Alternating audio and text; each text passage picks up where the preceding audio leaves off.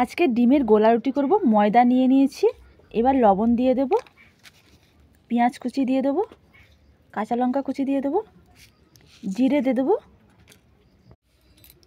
দুটো ডিম গুলে নিয়েছি দিয়ে দেব। এবার সব উপকরণ দিয়ে জল দিয়ে ভালো করে এটা গুলিয়ে নেব।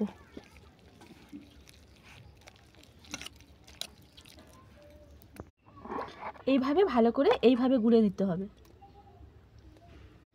কড়াটা বসিয়ে দিয়েছি, কড়াই তেল দিয়ে দিয়েছি। এবার গোলানাটা দিয়ে দেব।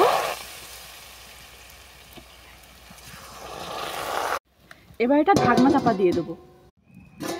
এবার ঢাকনাটা খুলে এটাকে এইভাবে তুলে এইভাবে নড়তে দিতে হবে।